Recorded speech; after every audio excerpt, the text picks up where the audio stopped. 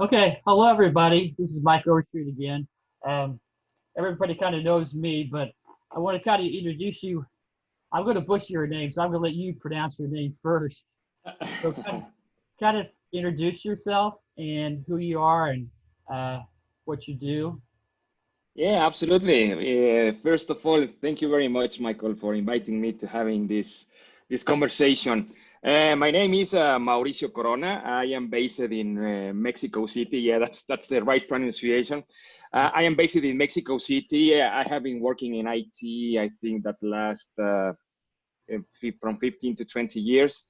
And I will say that 10 years ago, I was focusing heavily focusing on trying to understand international frameworks, methodologies, standards, and that kind of things in order to bring those on the first hand to Latin America. So I started working with international organizations in order to write those frameworks, those methodologies. I am still doing that. But after several years, I have been advising companies across the globe, and I have been speaking well, especially, of course, in Latin America, but I have been speaking in the US, in Europe, in the Middle East, in Asia. So I used to attend to a very management focused IT conferences. It's pretty much known as the IT service management world. So it was a real pleasure to do that for several years. But after I will say that 3 years ago, I start seeing from my friends, my colleagues, my own customers. They say, "Hey, Mauricio, the strategy on the IT side is great, and I think that's the right approach. But we want to start doing some automation stuff." So I started working on robotic process automation, on big data, all of the data analytics with all of the layers from data governance to machine learning. And after that, I started working with robotics on the service side, especially. And on the academic side, well, my background is in computer science. I have a master's degree on information technology, and I have a PBA. It's a PhD on business administration. So I have both worlds. It's like the STEM side, the science, technology, engineering, and mathematics side, and on the other side, it's on the business, because what I have seen is one of the main challenges that we are facing right now is to bring real products and real services to the real case scenario. So that's my main story. I used to teach in several universities in Mexico, in Latin America, and I used to teach some topics, some specific topics on another universities when they ask me to. So that's pretty much my core background, and that's what I am doing right now, especially in Latin America and speaking globally. Very cool. Very cool. So one of the reasons why I wanted to talk to you is that I've seen on your social media pages, I think both on Facebook and LinkedIn, that you're participating or judging a service robot hackathon. Is that correct? Yeah, that's right. Yeah. And can you kind of give some details about that? Because that sounds kind of interesting to me. Yes, absolutely. I'm very excited. One of the main things that I have been seeing is very difficult, and you are a guy as well with your robots, and very very techy guy. So you know that the main thing and the main issues that we are facing when we want to bring this kind of new technologies into the real world, the main thing or the main issue that I find is that we need a lot of awareness across our industry. What is this new technology all about, and what is going on? This is why I love to teach in the universities on postgraduate courses about these topics, in order to try to promote these kind of new technologies and how we can bring this to the real life. And one of the key topics that I try to always be part of is that all of the conference side is really important for me. And in this case, it was a real good opportunity. I have a business partner who is based in Canada, and it's Global DWS. So we have been doing some work together, because they are very advanced on the service robotics side. And then they approached me and said, hey, Mauricio, we are just going to have a hackathon. It's going to be a virtual one, of course, because of this matter that we're facing right now. And what do you think? If you want to, do you want to be part? And I say, okay, I think that's something that we really need, because you know, the more we start working together as a whole group of people who are passionate about robotics, the easier it will be for the global community, service robotics community, to adopt this kind of technology. So it is a great opportunity. I'm very excited about that. And this is called Robocon, and it's going to be held on it's going to be from October 2nd to October 5th on this 2020. It's going to be totally virtual.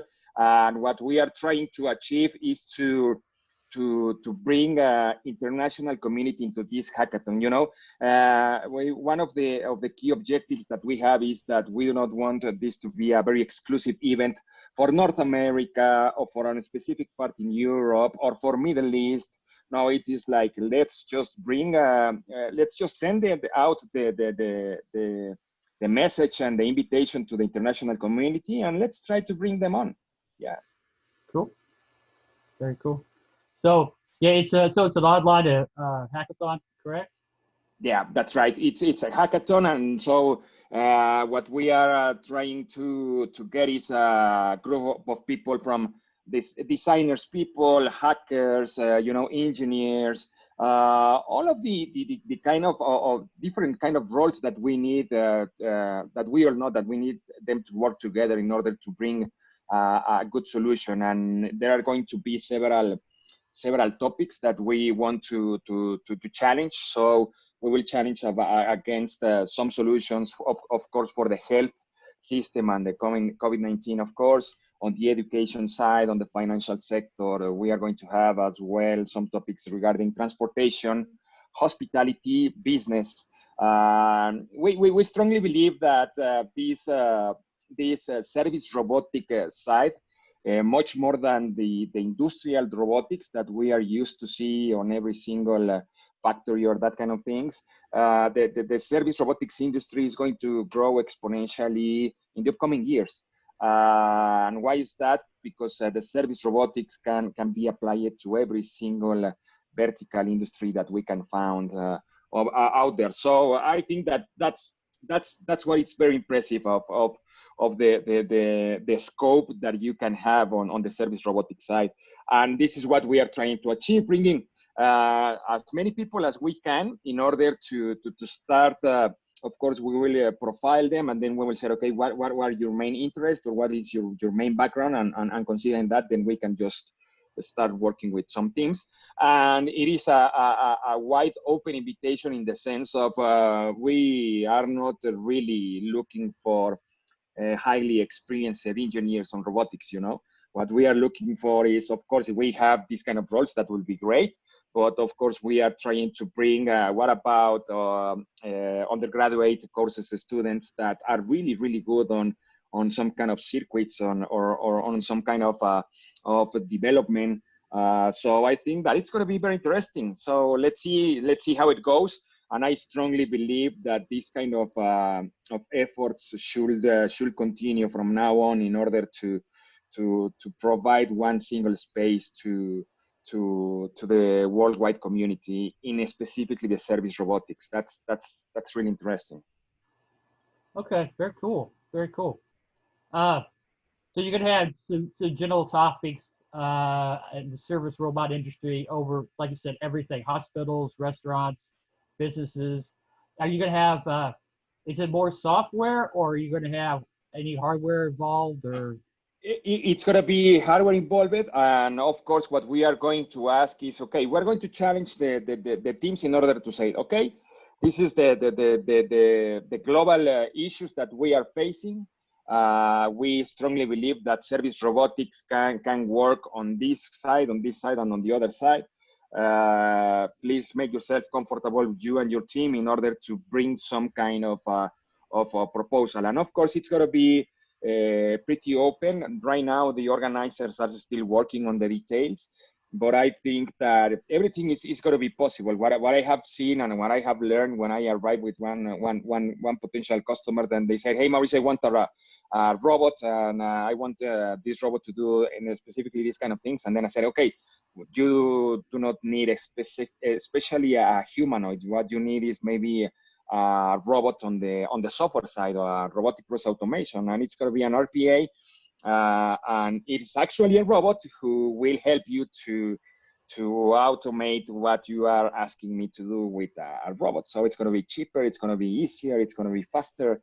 So I think that those are the kind of things that we want and that we are expecting to see from the outcomes once that the teams will be able to work together with bringing new ideas, you know. So we are I think that we're going to be very open, and of course I think that hardware is one of our passions, and in this case, we are talking about service robotics. So I think that hardware is a key element on this part.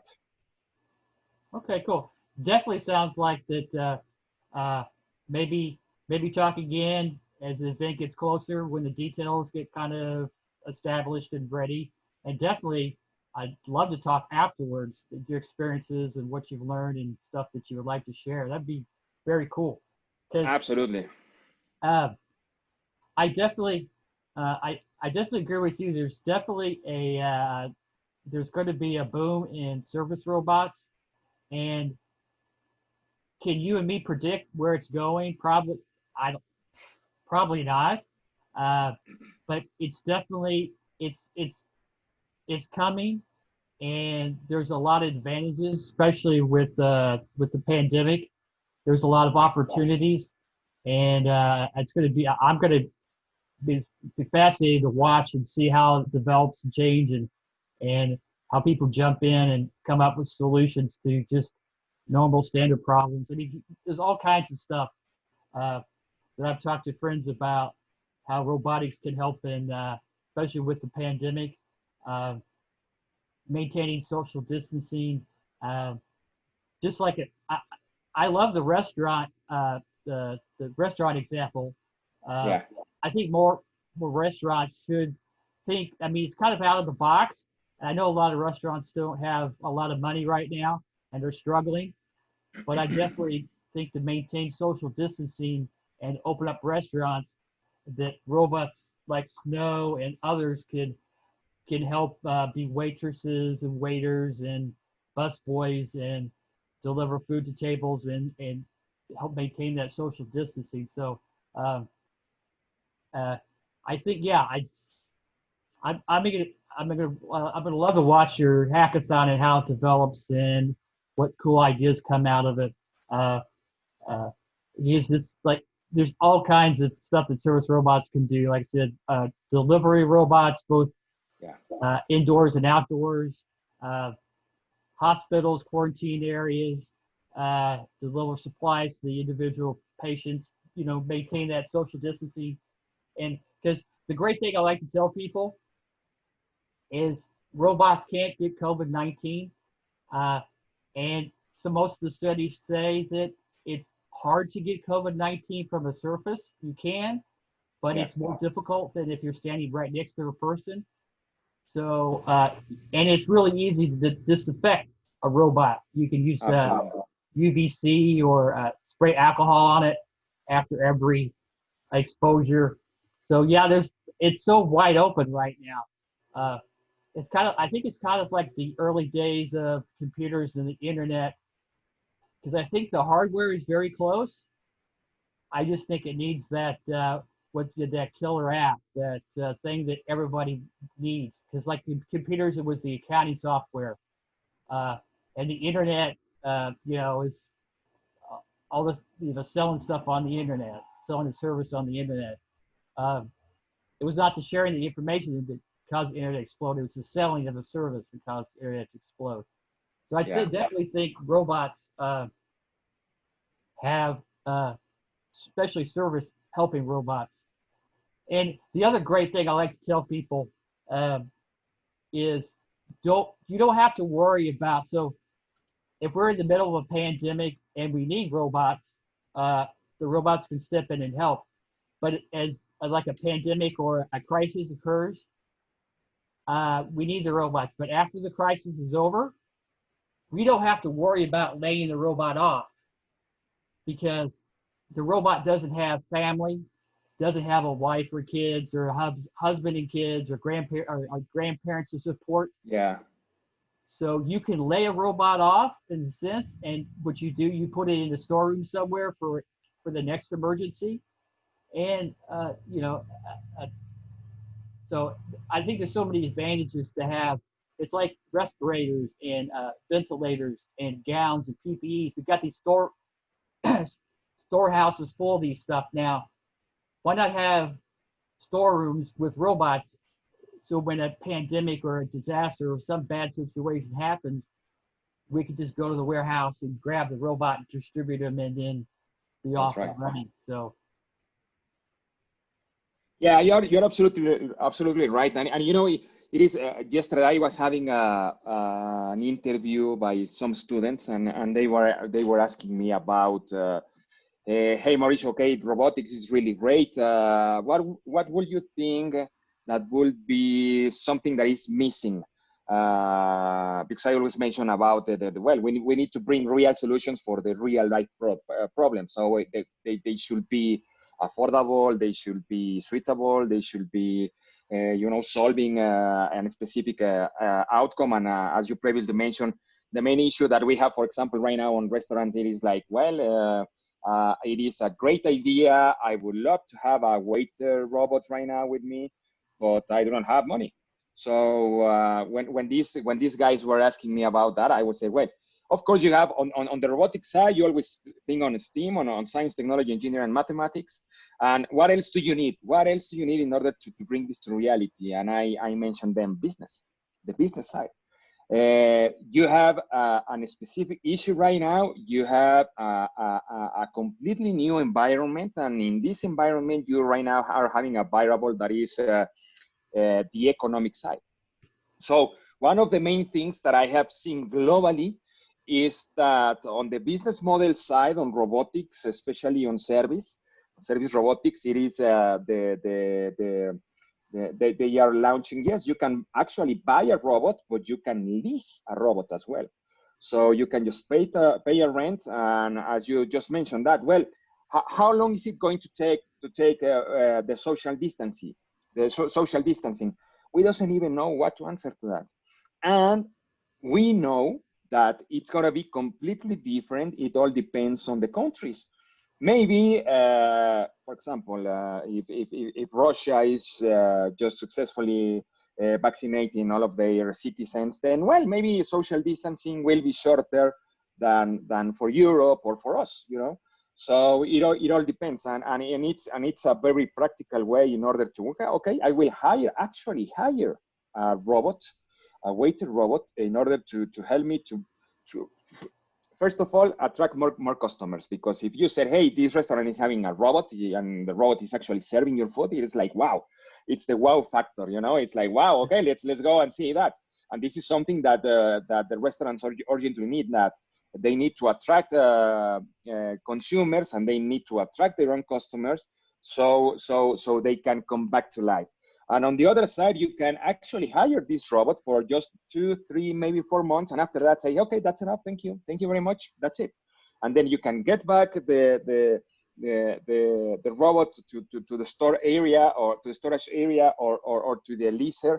And that's it. That's it for you. And that leaser is going to be handling a pool of service robots in order to start moving around this kind of robots. It all depends on the need.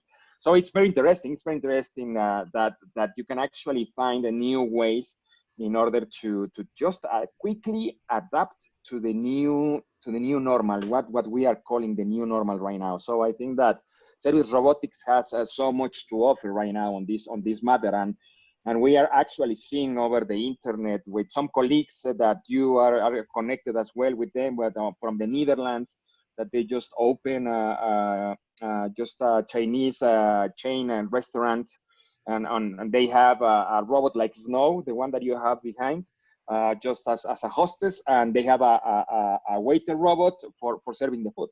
So it's completely autonomous. So you don't need to touch anything. You don't need to see everyone. You actually do not need to speak with anyone. You can just order through your tablet. That's it. The robot arrives.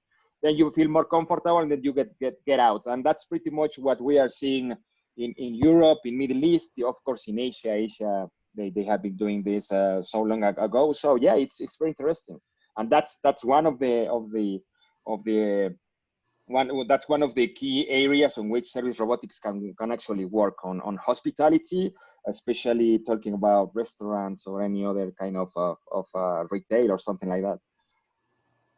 Yeah, I know. It's like uh, before COVID-19 and the pandemic happened, uh, in the U.S. we were having basically we were having a labor shortage.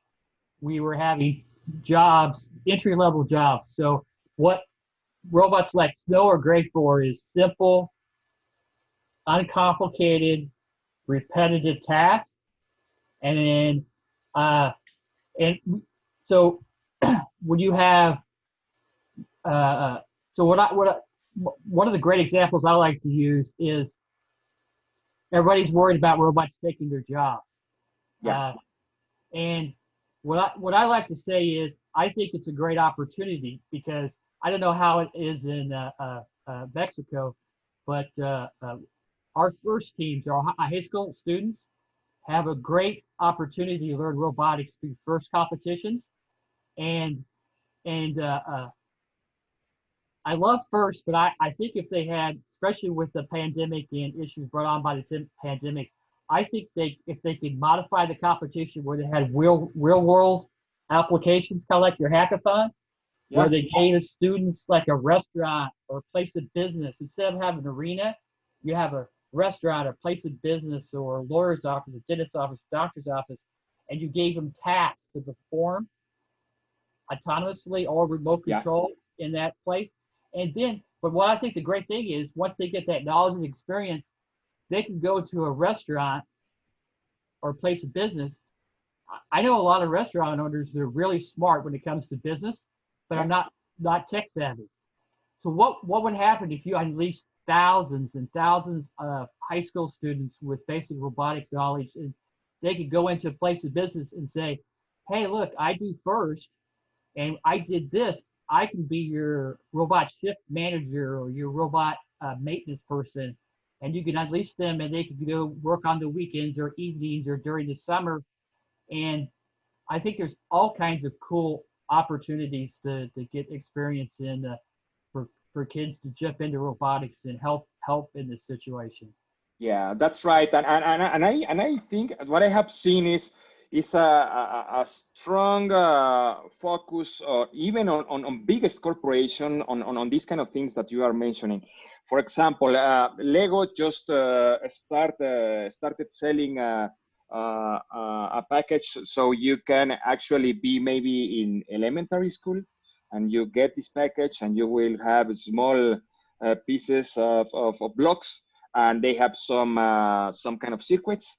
Then you can actually just build them, and with maybe some kind of scratch or something, you can just very easily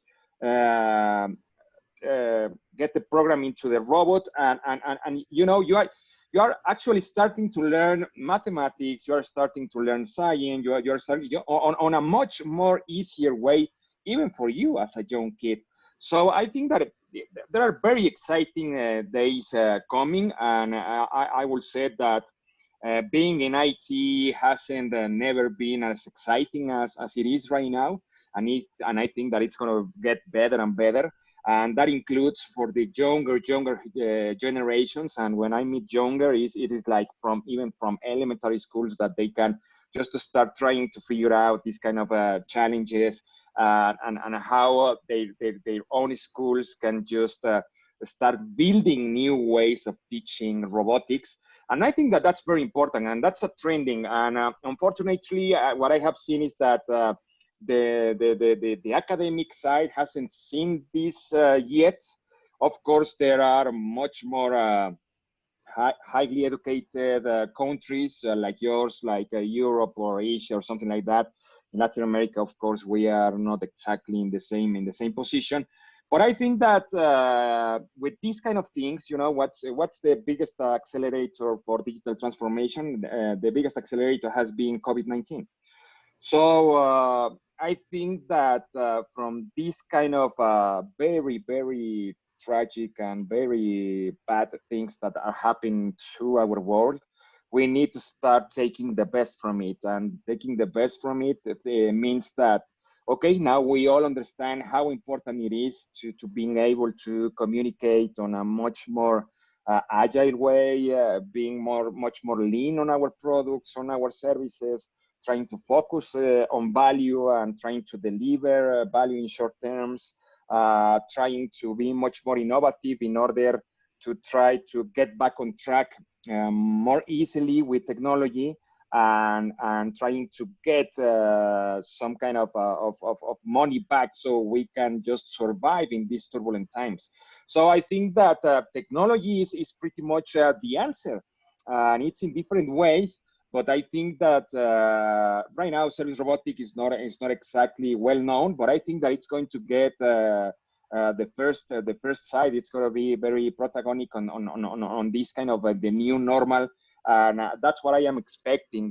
What I have seen is, for example, of course, these kind of robots are the first one in that we brought into the Latin American market. So we have been promoting that in Mexico. We have been in national media.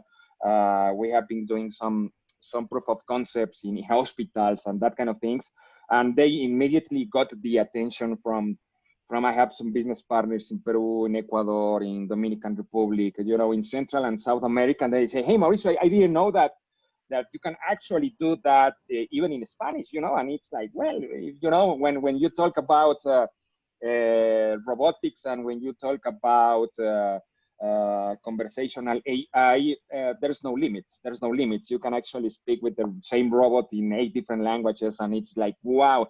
And can you start customizing that with a specific accent for Central American because it's different, like the Spanish from Spain, for example? And it's like, yes, you can actually do that, and that's the kind of magic that you can start seeing in the robots. You can actually have the same robot, but the soul that they have, the way that you program those robots can be completely different. You have one Snow, I have one Snow, and they can actually be the same hardware, but I think that what is really cool is that they can be completely different, in action. They of course, they are based on facial recognition, on speech recognition, and on autonomous. Okay, building over those 3 main layers, then you can start doing plenty of options, and that's why I strongly believe that this is going to be a very exciting industry in the few years, and it's going to be globally. And now you know that. Well, it's like in non-developed countries, it's not going to work that well, and it is. Yes, we can do that. Yeah. Yes, very cool. Yeah, so you kind of touched on a lot of points. We've kind of touched on a lot of stuff, but so at least right now, when I talk to people, I think there's some hurdles we need to jump over, and one of them definitely is, I think the hardware is very close. It's like you said, I think it's the software, but like the cool thing is about the software. We're really close. Like I said, we're very close on the hardware, and on the software. What's great is what you were talking about is that with robotics, it's pretty simple to program the robot to respond in Spanish or English or Chinese or Japanese. It just basically almost like a flip of a switch or a little toggle of a button on the screen. So, and in your applications, you'll be similar in that the robots will have a task to perform. It's just, like you said, there will be slight variations for language and environment and so on.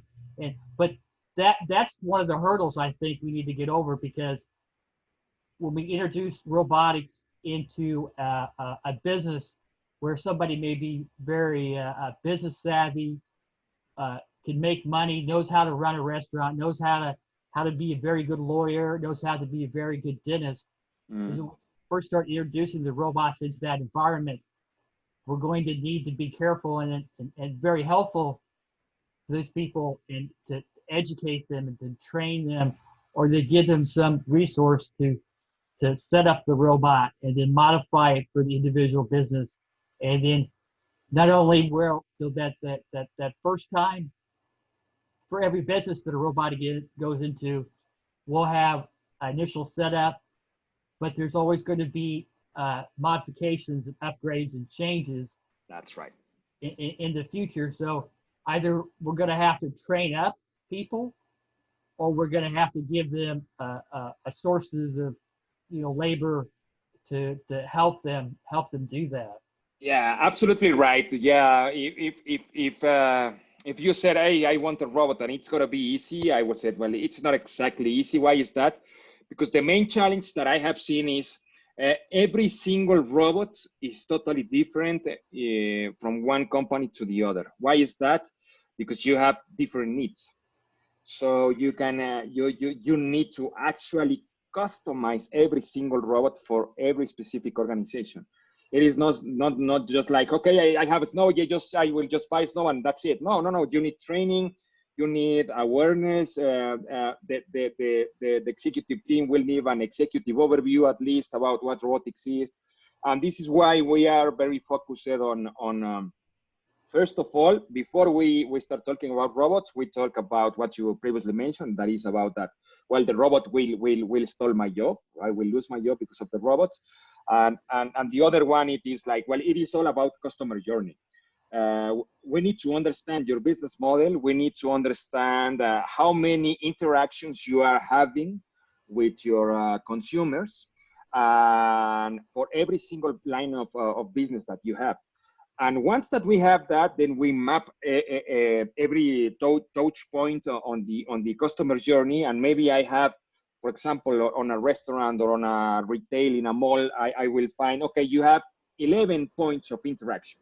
One is the welcome. The other one is searching for in your tablet for the local store in products. The third one is bringing someone to other place. The fourth one is, it's like asking somebody to come out with your specific clothes so you can try them on. And the other one is paying, and the post purchase. So you will have 11. The next question is for the customer. Okay, which one do you want to be handled by the robot? Because for every single touch point that you are having with your customer, you can actually have the robot in different on different forms. So you need to develop the different kind of applications, and it's not as trivial and as usual as we all may think. So you are totally right. Then this is why it is so important to bring this kind of things, of forums, of community. Right now, for example, the famous hackathons are focused on people who is more skilled on a specific area. But what I will say is that I run a conference in Mexico City in which I bring international speakers, and we are running this conference in Dubai. We are running this conference as well. The main one is in Birmingham, UK. I opened one in Mexico, and I opened the first one last year in Ecuador. So unfortunately, this year we didn't open none of that. And that's exactly what I am trying to do, is bringing executives, bringing general managers, bringing maybe tactical staff to these kind of forums on which you can start learning about, okay, what are all of the steps that you should take in order to bring new technologies into your organization? It is an art. What I have seen is I just saw a robot, and I just saw the robot on a YouTube channel, and then you see the video and say, oh, it should be easy. Once that you get the robot, once that you start working with it and say, wow, there are so many things you need to understand, you need to learn. How are you going to handle them? There are several types of ways that you can use. On the hardware side as well, if a specific customer needs some solution that your actual hardware doesn't have it, then you need to change the hardware within your robot. you need to customize a lot of things. So that I think that's very important to mention. Absolutely, yeah, you're right. So, so I think you mentioned this. So, and I think other companies I've heard, everybody has their own terminology behind it, but it's basically the lease rental model. Yeah, Um, so there's a lot of companies very hesitant or don't have the capital just go out and buy lots of robots. So um, I definitely think that's something that a lot of companies should explore because they've got because you just like you said, you just can't buy Snow or a robot like Snow and just plop it into business and just leave. So if I'm somebody selling a robot, it's almost kind of irresponsible of me just to sell the robot at a set one-time price and just dump it on somebody and just disappear because they're not going to be very happy because they're going to have the setup and the maintenance and all this kind of cost that's involved. And so I definitely think that the rental lease is an option that both the seller and the client or the buyer might appreciate, especially in the beginning, because we don't. If you go into a business, they don't have. So they have a lot of big businesses have like an accounting department, IT department, a networking section, whatever, a technology division. So until most major companies have their robot division, you know, yeah, their chief robotic officer. I think in the future you'll have a lot of big companies have a chief robotics officer. Until you have that makes that sense. framework in there, Mhm. I definitely think the lease rental option, where you have basically a support staff behind the robot, you have technicians behind. It's like the copiers, like the really expensive high-end Yeah, copiers. They you either buy or rent, or you have a service contract. So it'd be something like some kind of model like that, where like you have a service contract, or a rental contract, or a leasing contract, and then you have a support company behind it to help the companies that don't have the robotics, the divisions within their companies.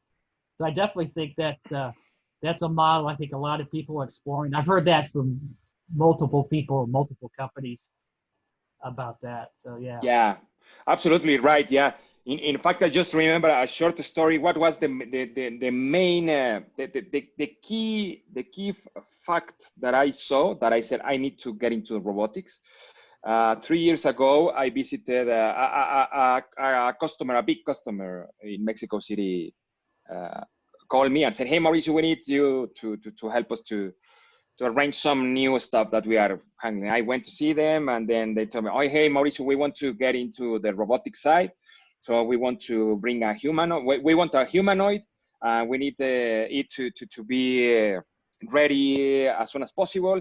And I said, "Okay, do not worry." It was 3 years ago, so there are much less options out there on robotic side. And I said, "Okay, no worries.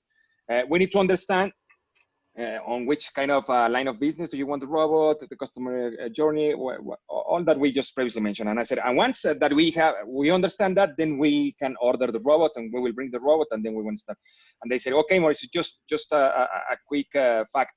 We already bought that robot. The robot is already here and it has been in my storage area for 6 months." And I was like, "What? Really?" It was a 45,000 euros robot that it has been on the storage area for the last 6 months. And I said, "Oh my God." And I said, "Well, I think that it is not exactly like, wow, why did you do that?" It is like, wow, that's the way most of the companies, the innovators, the innovation departments are starting to see this. "Oh, yeah, just order one or two. And once that they arrive, then we can see what are we going to do with that." And I said, "Oh, that's the wrong way to start, because the starting point is that there are plenty of options for a humanoid." Right. You can actually ask for a robot with feet, with hands or no hands, how many degrees of freedom, and which kind of hardware do you need. There are plenty of things that. What I always say, that the technology is only an enabler in order to do something that you need.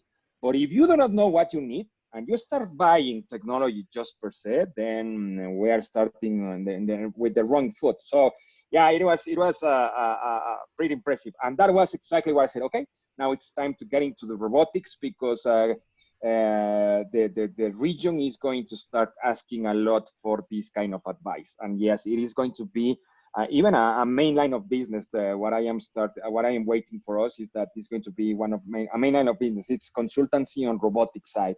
There are so many things to see over there, so you can save a lot of money by not making the wrong decisions. Yeah. Right. So yeah, I like to. One of the examples I like to use is 3D printing. So 10 years ago, almost like 10 years ago, the DIY 3D printing just exploded, especially in the US, in the maker community, maker fairs and maker events and hacker spaces and maker spaces. And unfortunately, there was a lot of high schools and universities and colleges and businesses that just went out and bought a 3D printer for their STEAM department or STEM department or education area. And then nobody knew how to use them.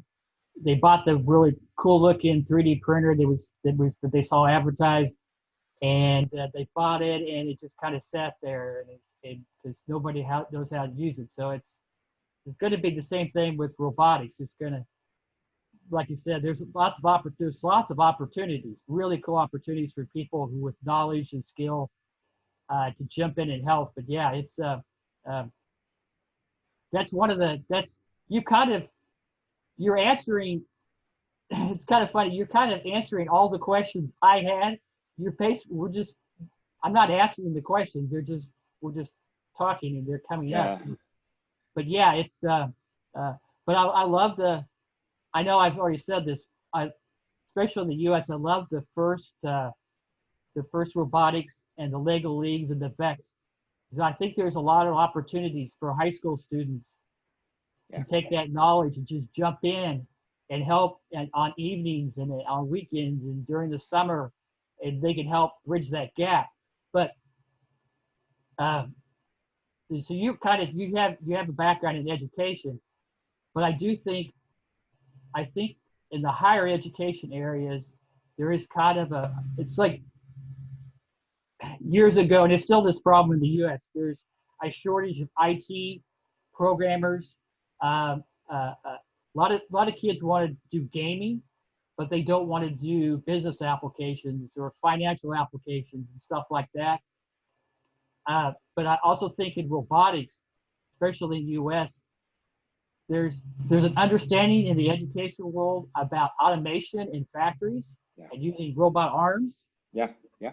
But there's a lack of knowledge or understanding about the other areas that robotics is starting to fill in. Like the social service robots are going to start to fill in niches and areas that I don't think academia has even considered yet. Like Snow here. The restaurant model, I don't think there's been a lot of really cool work on autonomous navigation and ROS and SLAM and using LiDAR and both in vehicles and robots indoors and outdoors. But I definitely think there's definitely behind the curve in higher education. I'm talking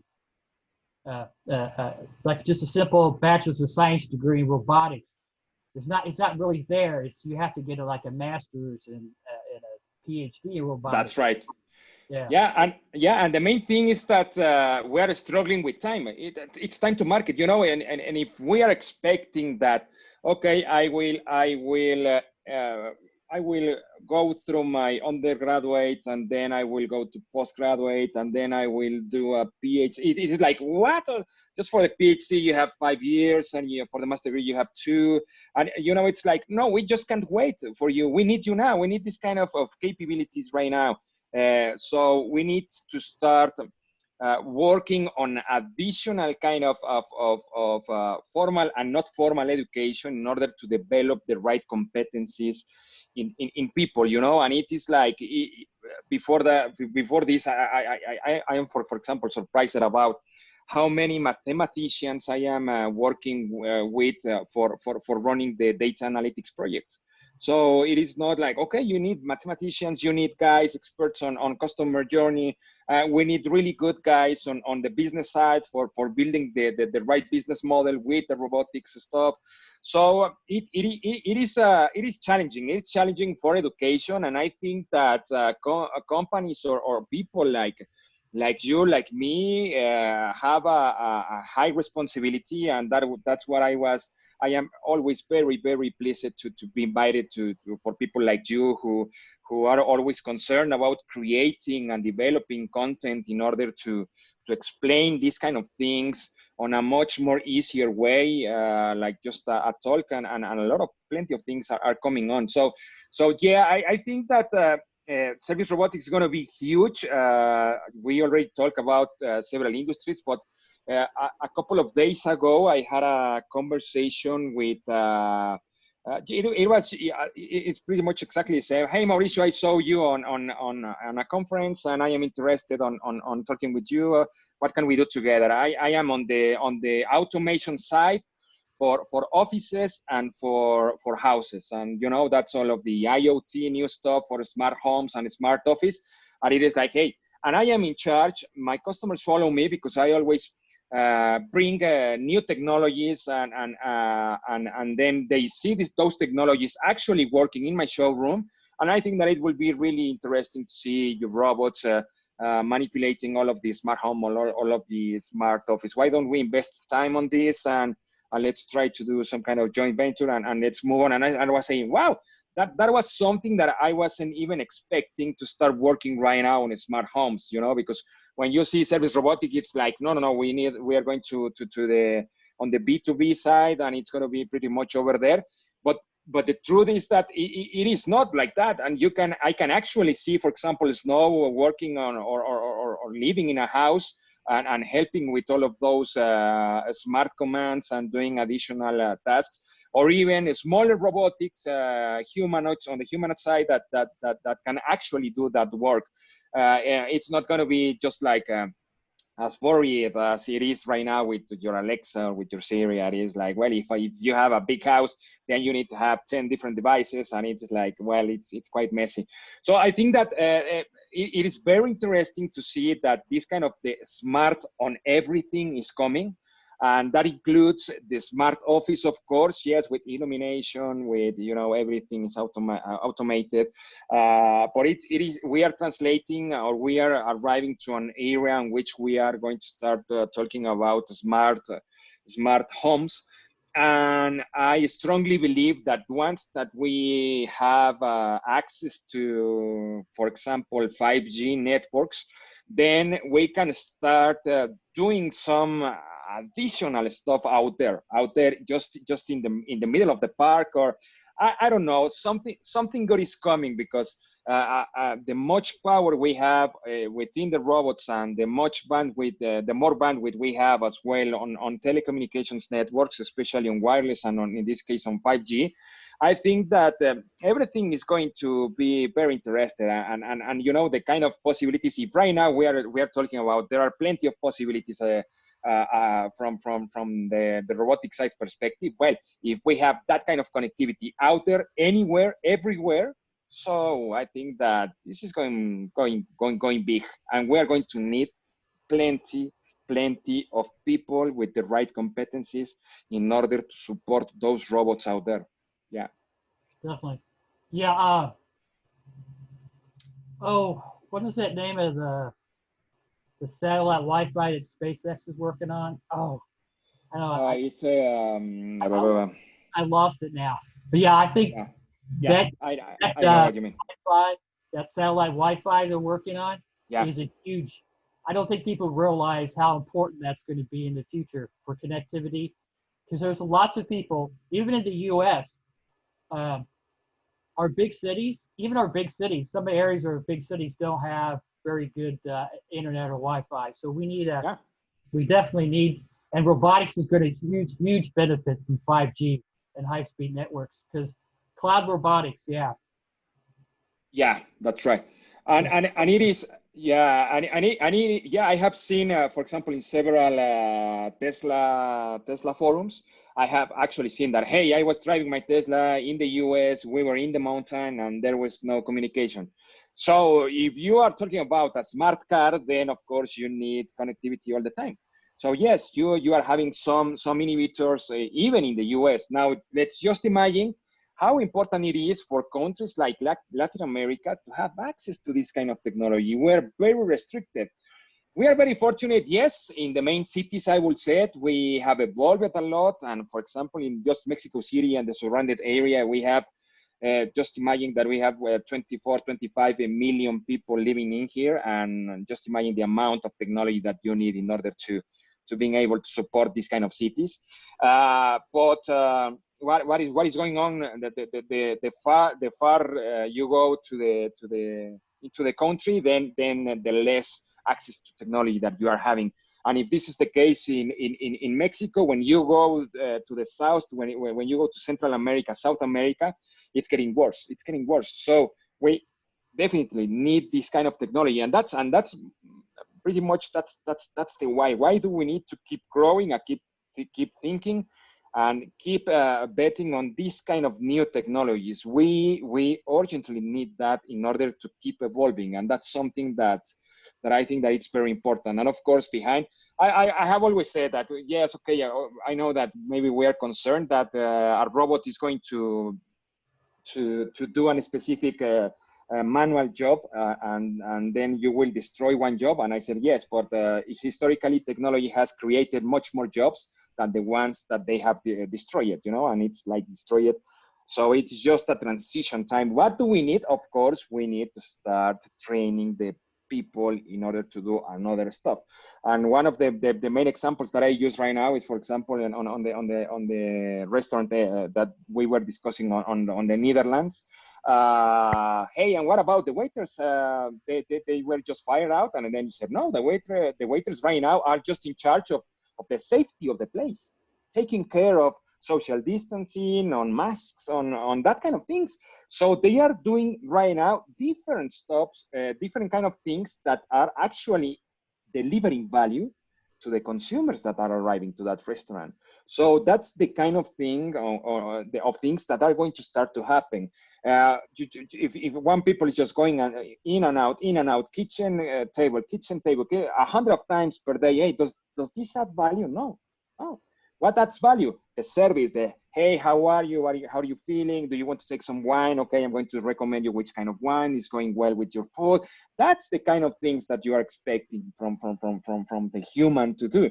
The rest of that, just leave that to technology. And it's not just on the robotic side, it's pretty much on the business side. That's why RPA right now, it's very powerful, and it's growing a lot in the business industry, because they are just automating manual stuff, manual work that normally people, maybe they need to invest 8 hours of their time in order to execute a report. And a robot on the RPA side can do that in maybe 5 seconds. So it's pretty much the same idea, and it's very interesting. So I think that the more we are creating this content, these spaces, we are discussing, we're promoting these kind of things. Universities start creating this kind of new curricula, then of course I think that people will start understanding that, and the adoption will start growing of these kind of technologies. Yes. I like your example of in the house. I definitely think so. One of the things, so like I think you talked about this. We talked about this. One of the great things, one of the silver linings to COVID-19, is it shown us that automation in certain areas, especially in emergency situations, is important. So just think, so in the house, a house is a great example. So you have a grandparent or great grandparent, and they have to be social isolated within the house by themselves. just think how great it would be if, because you can't visit your grandparents because they're susceptible Yeah. to dying from COVID-19. So instead of visiting your grandparents in person, you can have a robot in the home helping them, and then you can even do cool things like telepresence. Uh, Yeah. so I mean, just to talk like in a Zoom meeting like we're having right now is great, and I love all this interconnectivity we're having now, so we can talk to each other without actually have to be right next to each other and exposing each other maybe. Yeah. And the same thing with robots.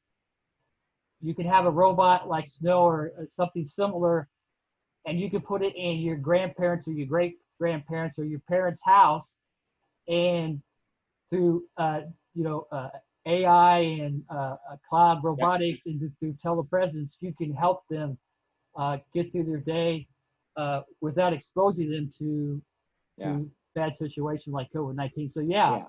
it's so there definitely is a silver lining to what COVID-19. It's taught us that we have to be more adaptive, more like you said, more agile. So when a situation comes up in the future, I mean, I know there's lots of pros and cons, but the idea that we all hunker in place in our house by ourselves and no interaction with anybody else, it is a bad. I think it's kind of a bad way to go because these in the U.S. we've seen it. Millions and millions of people lose their jobs. Um, Millions of people are sitting scared in their houses. They're afraid to go to their doctor. They're afraid to get out of their house. There's kids that would love to go visit their parents or the grandparents, the great grandparents, but they're scared to because they don't want to get them sick. So there's all kinds. We need to. So we need to. Is you know, like you said, we need to be more agile. We need to be more adaptive. And I think one Yeah. of the things robots can really help us be more agile, be more adaptive to situations Absolutely. in the future. Yeah. And you know, Michael, and the way I see it is not just a simple, the simple thing to bring a robot to your grandparent house in order to have a video conference or telepresence or something. The way I see it is you are actually using technology in order to avoid the depression on a senior citizen. You know, it is like that's the benefit behind this. We are not just talking about, oh well, is that you can actually do this by telepresence on so many people can just say, oh well, but if your grandparent has an iPad, then they can actually, and then you say, well, but in reality grandparents actually doesn't handle very well these kind of things. So what you are avoiding is that with voice command you are just asking to a robot to execute what they need in order to see their grandchildren, and that's the magic behind the robotics. That's you are giving superpowers to humans. So that's very interesting, and that's the way I see it. It's not just a matter of bringing the robot and that's it. No, no, no. What you can do on the COVID side, it is not a matter of bringing robots to help health workers. No, it's bringing robots to help to save lives, because they will just manipulate the robots and they are not going to be in direct contact so often that of course the probabilities of getting the infection is going to be much more higher. You know, that's the kind of things, and that's the magic behind robotics, and that's why I'm very passionate about this topic, because it actually works and it actually helps you to solve the root cause of some issues that we are facing right now as a humanity. You know, as a society, we are facing so many challenges that right now mixing AI with robotics is going to really help us to enable new stuff on a much more agile, more lean, much more efficient way. And this should translate into benefits for everyone around that robot, you know, for every stakeholder. It's very interesting. Oh yeah, I mean, yeah, I definitely can tell your passion, and this is one of this is one of my favorite topics. I mean, uh, before COVID-19, I was I was sold on robotics, But I definitely think, like I said, that it's kind of given there's been a lot of research in the past 5-10 years of robotics, but it kind of the silver linings is COVID-19 has given people a focus, an understanding of, yeah, I've got an autonomous robot, but I needed to do this and do this. I need to give it tasks to do to make it helpful. And yeah, I mean, we could probably just talk on for hours and hours about this subject. Yeah, Uh, yeah, absolutely. uh, but I mean, you've done. What the great thing is, uh, I think you pretty much answered every question I had of you, because I was kind of interested in what your background was and where you were coming from in the service robots and the hackathon, uh, and it's very cool. Um, is there is there any questions that you have of me, or is there a subject or a topic that you're really passionate about that you haven't talked about yet? Yeah, well, I think that I was always curious about what you have been done over there, and it is like I see snow, but I don't know how many other kind of robots, humanoids do you have, or I so um, I've been kind of lucky. I was born maybe ahead of time, but so in school I got I got the robot bug, Legos and Vex and First, and then I went to school for computer programming, and then I was able to, when I had time, I could mentor first teams, uh, and then I think it was, I don't know why I can't remember the exact date, but David Calkins of RoboGames says it was 2005 that I went to okay. RoboGames. I think it was 2006, but I'll have to do more research to nail down the exact year. I think it's 2006. I went to this competition called Robo Games in Bay Wow. Area, uh, uh, uh, San Mateo, San Francisco, Bay Area in 2006. Did humanoid robots was kind of my entry. Uh, Unfortunately, the sad thing, one of the persons that helped inspired me into Robo Games was Grant Imahara from the MythBusters guy. I don't know if you know him. He unfortunately Mythbusters, yeah, yeah, yeah. he unfortunately passed away uh, Ah, a few weeks so ago. sad. Wow, I'm sorry to So hear that. he was heavily involved in robo games, and that's how I found out about it through his social media. Uh, but I got heavily involved in that and did that until 2008, 2018. I think it was the last year for robo games. And uh, my hobby or my passion outside of computer programming has been robotics, and I'm not heavily involved, but one of the interesting things about COVID-19 is that there's definitely an opportunity if you're somebody who's tech savvy and who's good at speaking and has understands the online virtual environment. Teaching, I think, teaching is going to have a huge evolution because it's not going to be all just in-person classrooms anymore. It's morphing to a hybrid where you have classrooms, but you have this virtual Zoom environment or Mm. Google Meets or Microsoft Meetings environment where you maybe not talk one-to-one with the student, but you definitely have interactions with the class through the virtual world. So I've been doing experimenting with STEM classes. I've had a really cool experience doing. So I used to do maker fairs, Okay. uh, both in Kansas City and in the U.S. So this really cool thing that people are trying to do is virtual maker fairs. So instead of having a central location where everybody's hanging out and having a booth location where they show off their individual projects, now we have a virtual booth where we have a set time where we're going to have like a Zoom meeting and we're just going to sit there and talk about our projects, and then we're going to have a virtual interaction through Zoom or some other environment. where we talk and have a presentation and talk about what we're doing. Uh, one of my favorite, I'm not really selling this company, but one of my favorite new STEAM tools is this DF robot. Oh, it's cool. Yeah. It's got the, now it doesn't want to come out, but I'm becoming a big fan of the microbit now. It's actually by Microbit, that's good. BBC.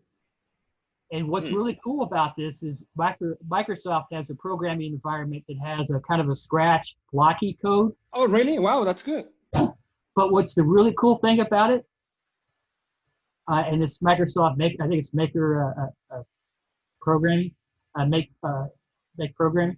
But the cool thing is that you can, a kid can do the block code, and then with a little click of a button, or on a drop down, you can see what the JavaScript code looks like, and you can see what the Python code looks like. So you can jump between the three different coding environments: block code, the JavaScript, and the Python. And there is a lot of companies. JavaScript and Python are becoming really big here in the U.S. So you can give a student a microbit for like $20. They can hook it up to their PC or laptop, and then they can start experimenting block code, and then they can graduate up to JavaScript and Python. That's really cool. That's really cool. Yeah, we will start trying that over here. So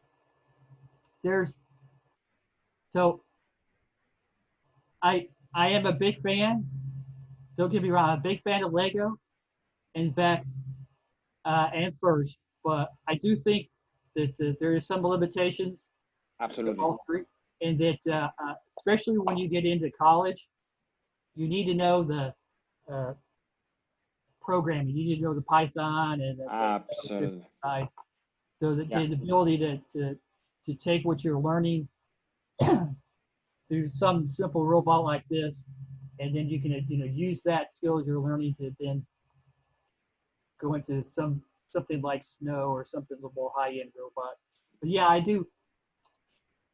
I've unfortunately, now for you might be a little different, but for me, the education field is not very profitable. I love the education. I love the outreach. I love talking to people, and I love showing people robots and how to program robots, but it's not exactly the best source of income. Absolutely. Yeah, you are right. You are right. But I do like to experiment with it. Like I said, I do humanoid robots, and I've done Lego classes and other classes. I've taught some classes using the Arduino and the Raspberry Pi. I love those platforms, but I've kind of, like I said, I'm kind of falling in love with this microbit platform for versatility and the ability to program JavaScript, Python, and block code. So, yeah, and then and this the great thing about doing robots and consulting and advisory and programming and stuff like that is I can do it online, like this environment. I can do contract work and so on. That's right. At least for me, it's great that, like I said, one of the cool things that I learned last year was online class environment before COVID-19. And so I knew all about Zoom. So when everybody was jumping into Zoom, I was going, oh, I've been doing that for a while. Yeah. One of the great things. I mean, it's a slow adaptation. Yeah. But before COVID-19, there was a lot of experiments, especially in the U.S., on virtual classes, because the great thing about somebody like me is that I can set up a time and I can do a Zoom call into a class, and I can talk about robotics for an hour or two, and I don't have to drive to the class, to the school. Absolutely. I don't have to fly there. So I can basically teach a 1 hour or 2 hour or half hour, whatever class I can do a short lecture or talk or question and answer about robotics to anywhere in the world, as long as Absolutely. we communicate. Like, unfortunately, I'm not very bilingual, but as long as somebody can speak English and understand English, I can do a class anywhere in the world. So it's uh, uh, uh, it's pretty cool, this virtual. Whenever I talk to people, it's so cool doing this virtual communication, because I get so much more. I don't know about you, but I get so much more out of seeing somebody when I talk to them. Yes. Uh, I used to do phone calls, emails, and I'm almost to the point now where I don't I don't like doing emails and phone calls anymore. I want to do a conference call. I want to do a Zoom call. Uh, a quick introduction, email, a quick phone call introduction. I think it's Yeah. great, but I really would like to do I want to jump to the next level as quickly as possible. Absolutely, it's totally different. Yeah, yeah, yeah. It's and I think that it is pretty much the way that we are just generally speaking, the people will start behaving just in this way, and they will start thinking, okay, it's much better to have a video call than just a phone call, and that's yeah, that's something that I think that this experience, this 2020 experience, will one of the outcomes is going to be this. We're going to start loving more the telepresence and the video conferences and that kind of things. Yeah, these technologies are really cool. Yeah. So yeah, it's a. I mean, I know a lot of my friends have told me they don't for like a for a conference uh, for uh, for they would like an in-person social interaction, but just think there's a lot of conferences that I would love to go to, but I just can't afford to travel there. Yeah, Uh, it's not easy. and so to me, if I can't be there in person, I would love to be able to do a virtual, be able to hang out in a conference virtually. I mean, I don't know if we need a robot, hundreds of robots at a conference now, like CES.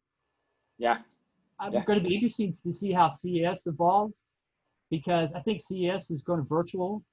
Yeah, Uh, this year they already canceled the physical one, and they announced that. Yeah, I were in CES this year, so I think that we were fortunate to being able to attend because it was in early January. So yeah, yeah. so it'll be interesting to see how not so this year's virtual, but in 22. 2020, so 2022 CES. That's going to be interesting, because I really think that 2022 CES should be more agile, more adaptive. Yes, you need in person, you need a conference in Las Vegas where everybody can show up if they want. Yeah, Well, I think there's opportunity there for virtual, so every booth can have some kind of virtual presence on the internet. yeah. So if you want to virtually visit a booth at CES, I think CES should do everything they can to figure out to create the bandwidth so that every booth can have a virtual presence and a Yeah, physical presence at CES. Um, so that it's going to be interesting to see how they evolve and adapt. So I don't know if it's going to be hundreds of telepresence robots on the floor, but I definitely think there's cameras and monitors at each booth. It'll be interesting to see how they adapt and evolve uh, uh, in just big conferences like that where lots of people are together. Uh, yeah. yeah. I think that we will have 1 year on switching to virtual mode, and after that virtual mode, then I think that we will get back to the middle ground. That it's going to be some kind of hybrid mode. You know that yes, you can actually be there and enjoy the show because it's pretty much a show with plenty of prototypes.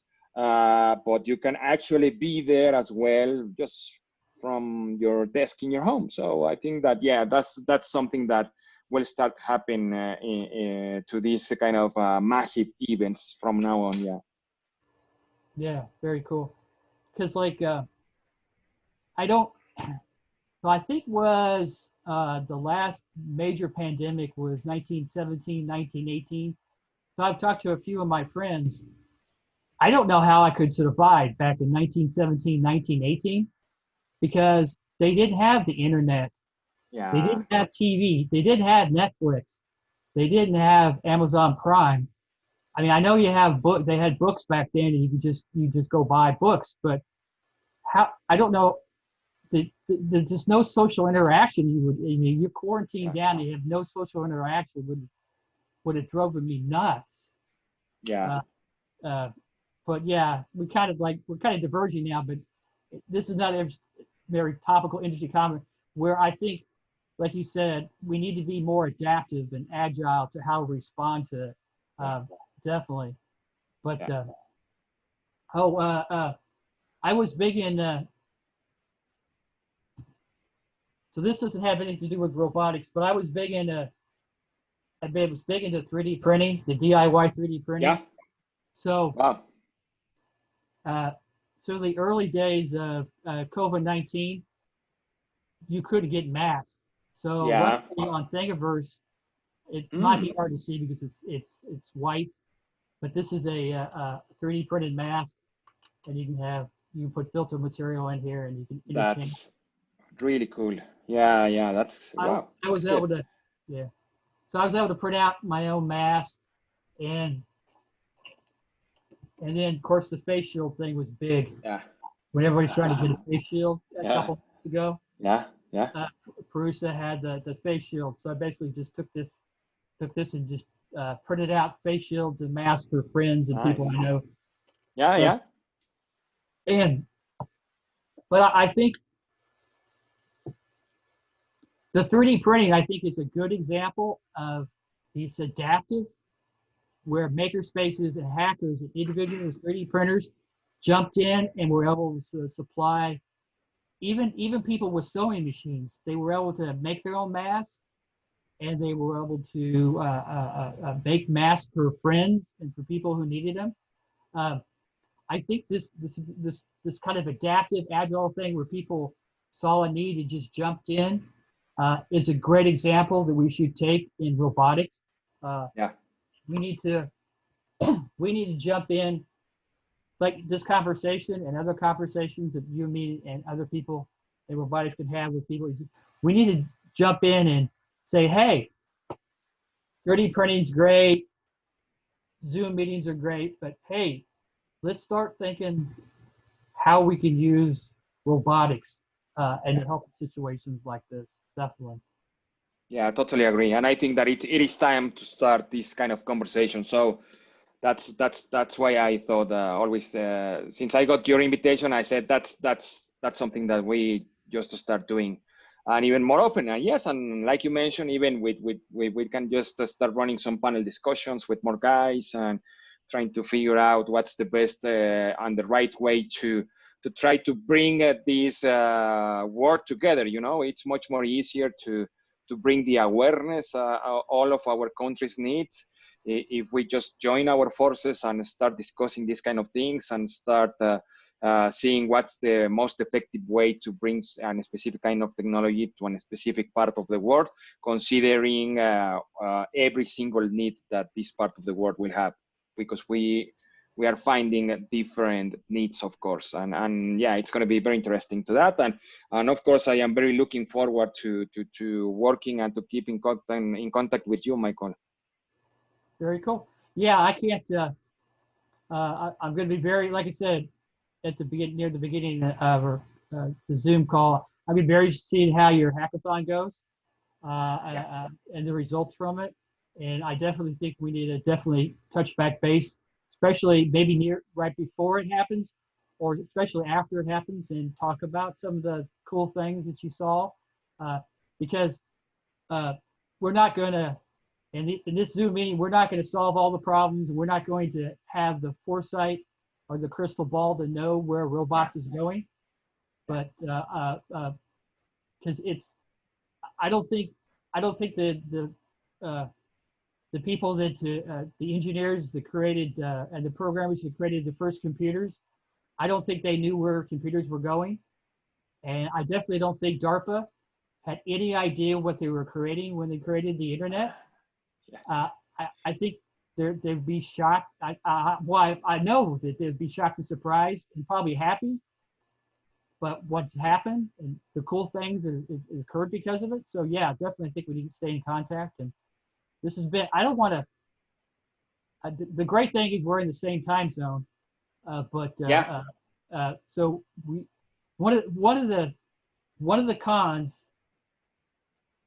virtual hangouts and virtual Zoom calls is that you can call up anybody anytime. But the only problem is in the world, Yeah. we're all at different times. So Yeah.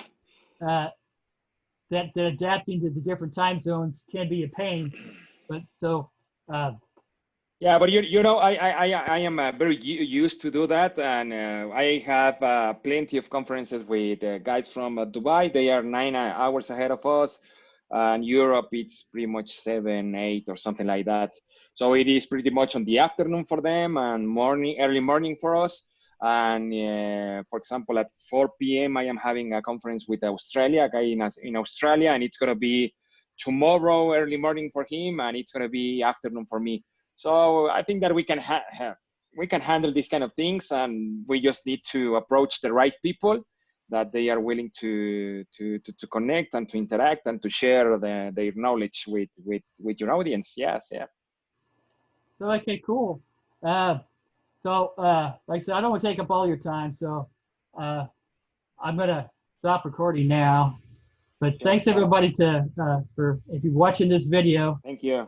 Appreciate you tuning in and leave questions or so I'm going to post these videos on Facebook and YouTube. So if you have any questions, you can definitely ask me questions on Facebook, social media, YouTube, and everything. If somebody has questions about what we talked about or wants to follow up. So, okay, cool. Bye, Take care. everybody.